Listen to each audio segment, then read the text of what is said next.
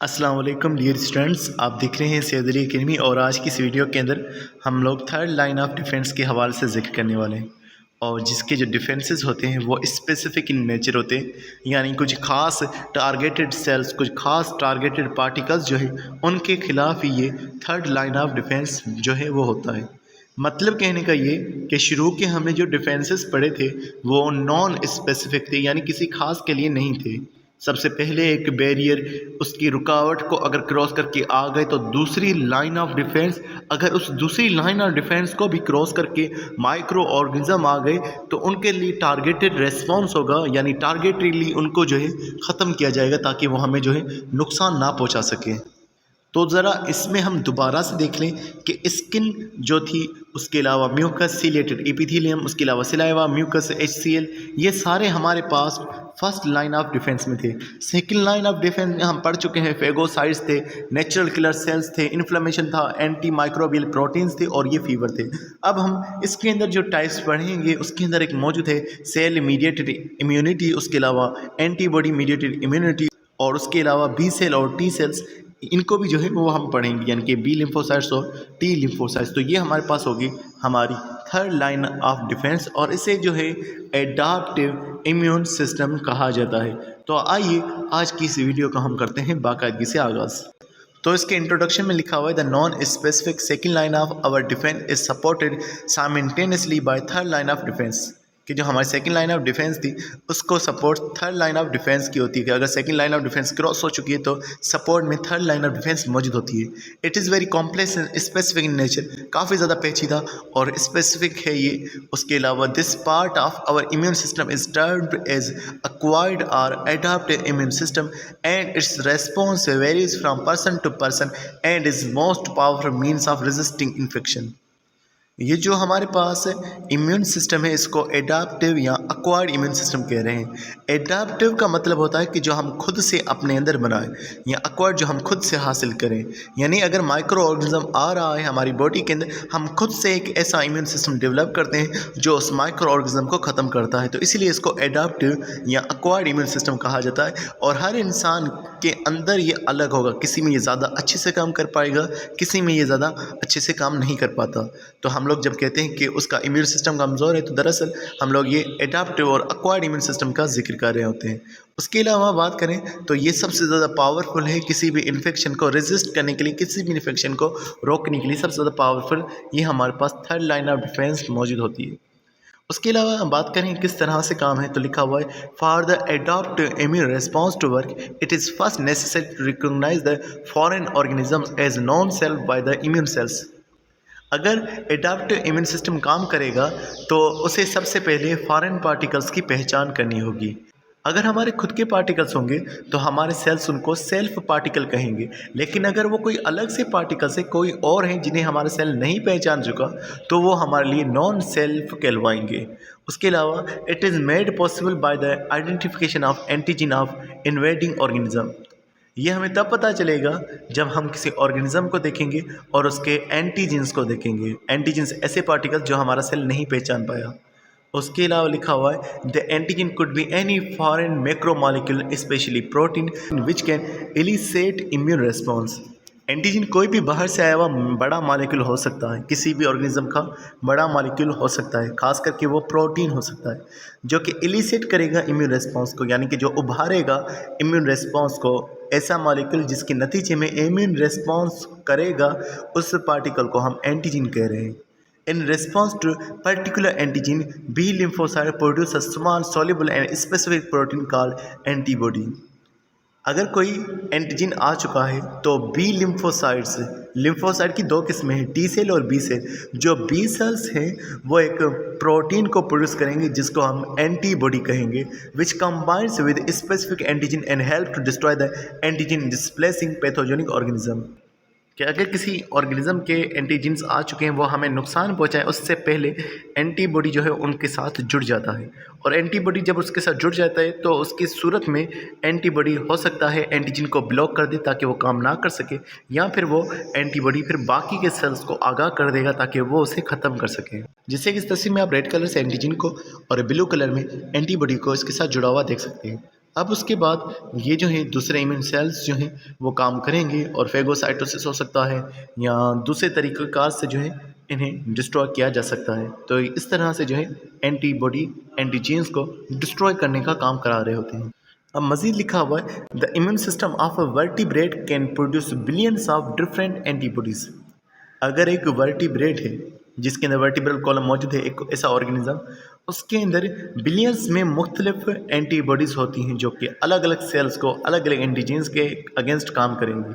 मना कि अरबों की तादाद में इतनी ज़्यादा एंटीबॉडीज़ हमारी बॉडी प्रोड्यूस करती है। Not only the immune system destroys in this way the pathogenic organism, but it also memorizes it and can produce antibodies against the same pathogen in the reinfection। कि एक तो ये मामला हुआ कि उस टाइम पर अगर हमारे पास माइक्रो ऑर्गेनिज्म आ गया, उसे एंटीबॉडीज़ ने ख़त्म कर दिया, लेकिन एंटीबॉडीज़ जो हैं वो मेमोरी की तौर पर जो है काम करती हैं, यानी कि वो याद कर देती हैं कि पिछली दफ़ा कौन सा पार्टिकल आया था, और अगर अब दोबारा वही पार्टिकल फिर से इन्फेक्शन करने के लिए आएगा तो हमारे पास वो सेल पड़े रहेंगे। याद ये रखिए कि पहली बार जब हमारे पास कोई ऑर्गेनिज्म आया था तो उसको पहचान करने में कुछ टाइम हमारे पास लग गया था, लेकिन अगर दोबारा से वही इन्फेक्शन करेगा तो पहले से तैयार शुदा एंटीबॉडीज़ मौजूद हैं जो उसे फ़ौरन से ख़त्म कर देंगी। तो इस तरह से ये कुछ मेमोरी सेल्स होते हैं जो उन एंटीबॉडीज़ को फिर से प्रोड्यूस कर रहे होते हैं। आगे लिखा हुआ है the distinction between the self and non self is the hallmark of the immune system. कि इम्यून सिस्टम का काम ये होता है कि वो पहचान कराए कि नॉन सेल्फ कौन से हैं, यानी कि दूसरे कौन से हैं, और सेल्फ यानी कि हमारे कौन से हैं मॉलिक्यूल्स। तो ये पहचान कराना इम्यून सिस्टम का काम होता है। और ये किस तरह से पहचान हो रही है तो उसका हवाले से अब बात करें दोबारा से, तो लिखा हुआ है as you have already learn about the major histocompatibility complex class 1 and class 2 as our cell surface markers are cell identification cards which are to be displayed on the cell membrane of each cell and every cell of our body। तो जैसे हम पहले बयान कर रहे थे cytotoxicity वाले topic के अंदर कि सेल्स के ऊपर कुछ कॉन्जुगेटेड यानी कि ग्लाइकोप्रोटीन के मॉलिक्यूल्स होते हैं और उन्हें जो है ख़ास मॉलिक्यूल्स कहा जाता है जो कि दूसरे सेल की पहचान कराने का काम कर रहे होते हैं। तो ये जो मॉलिक्यूल्स होते हैं उन्हें दो ग्रुप्स में रखा जाता है, एक को मेजर हिस्टोकम्पैटिबिलिटी कॉम्प्लेक्स 1 और दूसरे को मेजर हिस्टोकम्पैटिबिलिटी 2 कह रहे होते हैं। जैसे आप देखेंगे कि अगर ये हमारे पास एक सेल है, इस सेल के मेम्ब्रेन के ऊपर जो है ये आपको मॉलिक्यूल्स नज़र आ रहे हैं MHC1 और दूसरा यहाँ पर आपको MHC2 नज़र आ रहा है, यानी कि मेजर हिस्टोकम्पैटिबिलिटी 1 और दूसरा मेजर हिस्टोकम्पैटिबिलिटी 2। तो ये आपको दो इस तरह से नज़र आ रहे हैं। इनके बारे में मज़ीद बात करें तो लिखा हुआ है being code by a specific set of genes. इनके पास खास तरह के जीन्स मौजूद होते हैं। Major histocompatibility proteins are found in all vertebrates. ये जो मेजर हिस्टोकम्पैटिबिलिटी के ग्लाइकोप्रोटीन के मॉलिक्यूल्स हैं ये तमाम वर्टिब्रेट्स की सेल मेम्ब्रेन में मौजूद होते हैं। In human they are also termed human leukocyte antigen. इन्हें हमारे अंदर इंसानों के अंदर दूसरी टर्म से भी बोला जा सकता है और वो है ह्यूमन ल्यूकोसाइट एंटीजन, और इसे हम HLA के तौर पर कह रहे हैं। इनके हवाले से मज़ीद लिखा हुआ है इसी फिगर को जो है दिखाते हुए कि as you can see in the figure that the MHC1 is composed of 3 alpha subunits and a beta microglobulin. तो इसके अंदर 3 जो मॉलिक्यूल्स मौजूद हैं वो अल्फ़ा के मॉलिक्यूल्स हैं, जिसे आप देख रहे हैं अल्फ़ा 1, अल्फ़ा 2, अल्फ़ा 3 और बीटा माइक्रोग्लोब्यूलिन। उसके अलावा मज़ीद लिखा हुआ है in between alpha 2 and alpha 1 there is a groove termed as a binding groove for the interaction between the natural killer cell through its inhibitory receptor. तो यहाँ ये मौजूद है कि इसके जो दो मॉलिक्यूल्स हैं अल्फ़ा 1 और अल्फ़ा 2, इनके दरमियान में जो है एक जगह मौजूद है जिसको हम एक ग्रूव कह रहे हैं, और नेचुरल किलर सेल इसी जगह पर जो है अटैच हो सकता है। जैसे कि आप यहाँ पर देख रहे हैं कि ये जो है नेचुरल किलर सेल अटैच हो गया। अब जब नेचुरल किलर सेल इस पर अटैच होगा तो एक इनहिबिटरी रेस्पॉन्स होगा, जैसे कि यहाँ पर लिखा हुआ है through it inhibitory receptor. Inhibitory receptor की वजह से क्या होगा कि नेचुरल किलर सेल्स का जो रेस्पॉन्स होगा उस सेल के अगेंस्ट में वो रुक जाएगा, यानी कि नेचुरल किलर सेल वरना इसको ख़त्म कर देता, क्योंकि अब इसकी पहचान हो चुकी है। तो इनहिबिटरी रिसेप्टर की वजह से ये जो है नेचुरल किलर सेल पर कोई इफ़ेक्ट भी काम नहीं करेंगे, यानी कि उसे नुकसान नहीं पहुंचाते। अगर ये मौजूद नहीं होता ग्रूव और ये जगह मौजूद ना होती अटैच होने के लिए, तो फिर नेचुरल किलर सेल जो है वो रुकता नहीं बल्कि सेल को ख़त्म कर देता। दूसरी जिक्र करें तो लिखा हुआ है on the other hand the MHC2 is comprising of 2 unit of alpha chain and 2 unit beta chain heterodimer. तो यहाँ ये बात लिखी हुई कि मेजर हिस्टोकम्पैटिबिलिटी कॉम्प्लेक्स जो है उसके अंदर 2 अल्फा चेन्स के मॉलिक्यूल्स मौजूद होते हैं और 2 बीटा चेन के मॉलिक्यूल्स मौजूद होते हैं। याद रखिएगा ये अल्फा चेन और बीटा चेन दोनों एक दूसरे से अलग है, इसीलिए इनको हेट्रोडाइमर कहा जा रहा है। हेट्रो का मतलब होता है डिफरेंट और डाई का मतलब है 2 और मर का मतलब है मॉलिक्यूल्स, यानी कि जिसमें 2 डिफरेंट मॉलिक्यूल्स मौजूद हो। The binding group is shallow and open at each and. तो इसकी बाइंडिंग ग्रुप के हवाले से लिखा हुआ है कि जहाँ पर वो मॉलिक्यूल दूसरा अटैच होगा, जैसे कि नेचुरल किलर सेल्स हो या टी सेल्स हो, वो जहाँ पर अटैच होंगे वो जगह ज़्यादा बड़ी होती है और वो दोनों साइड से ओपन हो सकती है। जैसे अब यहाँ देख सकते हैं कि दोनों जगहों से खुली हुई जगह है, तो इसे हम कहेंगे कि दोनों जगहों से ओपन हुई पड़ी है। उसके अलावा मज़ीद हम बात करें मेजर हिस्टोकम्पैटिबिलिटी कॉम्प्लेक्स 1 के हवाले से, is present on the plasma membrane of our all nucleated cells and platelets। हमारे जितने भी न्यूक्लिएटेड सेल्स हैं उनके ऊपर और जो प्लेटिलेट्स हैं उनके ऊपर MHC1 मौजूद होता है। It interacts with cytotoxic T cells and natural killer cells. MHC1 जो है नेचुरल किलर सेल्स और साइटोटॉक्सिक टी सेल्स के साथ जुड़ता है। In case of intact MHC1 and patrolling cells take it as self cells and no adverse response is shown against them। कि जब MHC1 जो है दूसरे सेल के साथ जुड़ जाता है और उसे अपना सेल मान लेता है तो फिर कोई भी उसके खिलाफ रेस्पॉन्स नहीं होता। In case of any kind of alternation modification loss in the MHC1 the target cell is taken as non self and subject to be terminated. कि अगर खराबी हो चुकी है, चेंज हो चुका है या MHC1 किसी सेल के ऊपर मौजूद नहीं है तो उसे गैर या दूसरा सेल माना जाएगा, नॉन सेल्फ माना जाएगा और उसे टर्मिनेट यानी कि उसे ख़त्म किया जाएगा। Thus, altered MHC1 serve as global alarming system in our body's immune system। तो अगर हमारे पास ख़राब MHC1 भी मौजूद है तो ये भी इम्यून सिस्टम को जगा सकता है और इम्यून रिस्पॉन्स जो है वो जनरेट करा सकता है। उसके अलावा दूसरे का जिक्र करें MHC2 के हवाले से तो लिखा हुआ MHC2 is displaced on the cell surface of antigen presenting cells such as macrophages, dendritic cells and B cells. ये मेजर हिस्टोकम्पैटिबिलिटी कॉम्प्लेक्स 2 जो है ये कुछ खास सेल्स के ऊपर मौजूद होता है और वो कुछ खास सेल्स कौन से हैं, जैसे कि मैक्रोफेजेस हैं, डेंड्राइटिक सेल्स हैं और दूसरे हैं बी सेल्स। और इनको एंटीजन प्रेजेंटिंग सेल क्यों कहा गया है, क्योंकि इनके मेजर हिस्टोकम्पैटिबिलिटी कॉम्प्लेक्स 2 के साथ में एंटीजन जुड़ जाता है और क्योंकि ये एंटीजन को जोड़ करके लेकर आ रहे हैं दूसरे सेल के पास, इसीलिए हम इनको एंटीजन प्रेजेंटिंग सेल कह रहे हैं। मज़ीद लिखा हुआ है the MHC2 interacts with CD4 T cells. Major histocompatibility complex 2 जो है वो हेल्पर टी सेल के साथ में जुड़ जाएगा और हेल्पर टी सेल जो होंगे फिर वो बाकी के सेल को आगाह करेंगे, क्योंकि ये हेल्पर टी सेल बाकी के सेल को एक्टिवेट कर रहे हैं अपने केमिकल्स की मदद से, इसलिए इनको हेल्पर टी सेल कहा जाता है। तो लिखा हुआ है helper T cell and is essential for our adaptive immune system. ये हमारे एडाप्टिव इम्यून सिस्टम के लिए मददगार होते हैं। किस तरह से, जैसे ये देखें, ये हमारे पास एक मैक्रोफेज है, इसने इनगल्फ किया हुआ, इसने खा लिया है एक पैथोजिन को, तो ऊपर लिखा हुआ फेगोसिटाइज्ड पैथोजिन। अगर आप इसके मेजर हिस्टोकम्पैटिबिलिटी कॉम्प्लेक्स 2 को देखेंगे तो वहाँ पर पेप्टाइड एंटीजन मौजूद है, यानी कि एंटीजन का टुकड़ा मौजूद है जो कि सेल में से निकला हुआ है, जो कि इन्होंने खाया हुआ है। और ये जो है हेल्पर टी सेल पहचान लेगा और फिर अगर पेप्टाइड एंटीजन मौजूद है मेजर हिस्टोकम्पैटिबिलिटी कॉम्प्लेक्स 2 के पास में तो फिर हेल्पर टी सेल उसके खिलाफ में रिस्पॉन्स करेंगे।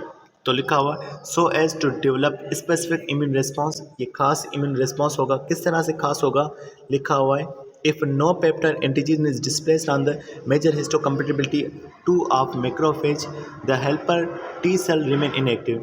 अगर मेजर हिस्टोकम्पैटिबिलिटी कॉम्प्लेक्स 2 के पास कोई जो है एंटीजन नहीं मौजूद होगा तो फिर ये जो हेल्पर टी सेल हैं ये इनएक्टिव रहेंगे।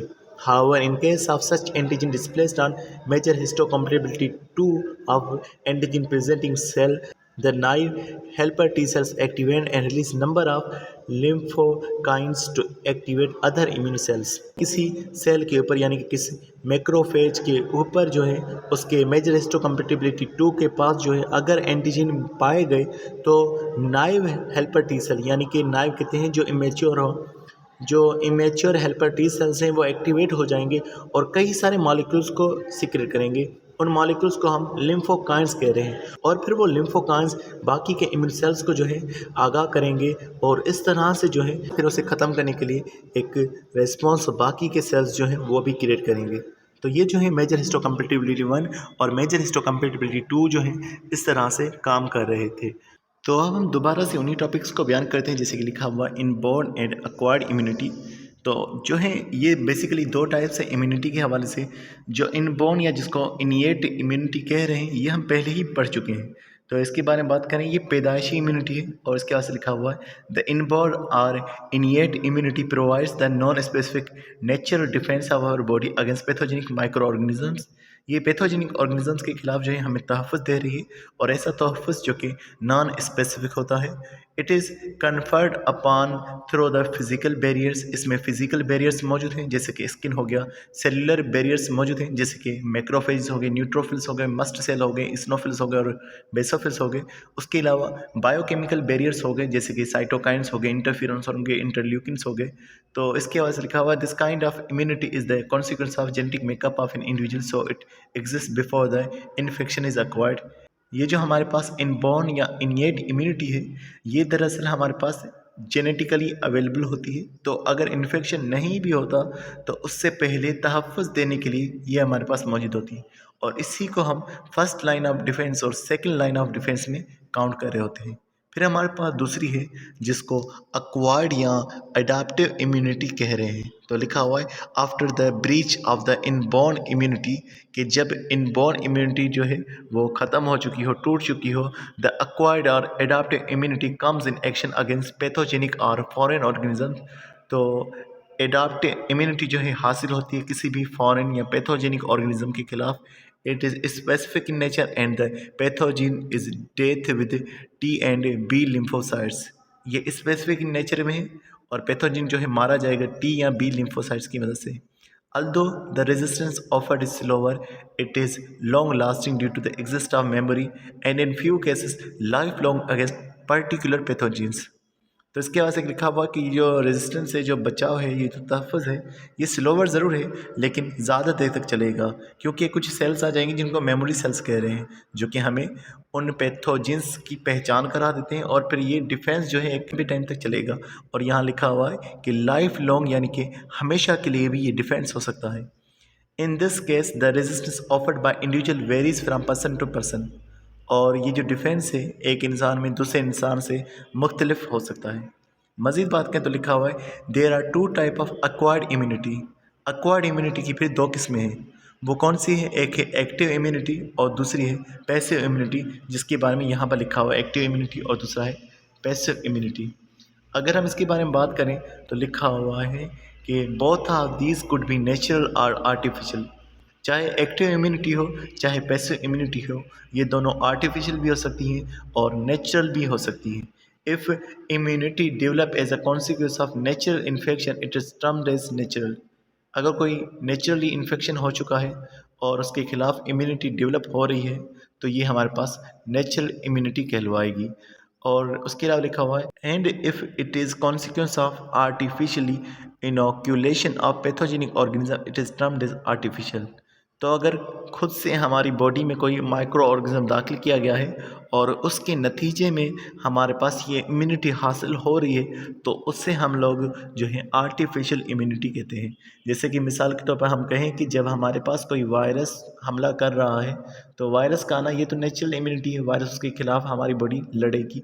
लेकिन कभी कभार जब हम वैक्सीन बनाते हैं तो हम खुद हमारी बॉडी के अंदर उस वायरस को दाखिल करते हैं, कमज़ोर वायरस को, ताकि हमारी बॉडी उसके खिलाफ जो है एक्शन में आए। तो क्योंकि वायरस को दाखिल करने के बाद जो है ये इम्यूनिटी हासिल हुई तो ये आर्टिफिशियल इम्यूनिटी कहलवाएगी। इसी तरह से बयान है कि जैसे सांप का जो जहर है वो हॉर्स में से बनाया जाता है, तो सांप के जहर को इंजेक्ट किया जाता है हॉर्स के अंदर, हॉर्स उसके अगेंस्ट में एंटीबॉडीज़ बनाएगा, तो ये भी जो है आर्टिफिशियल इम्यूनिटी आएगी।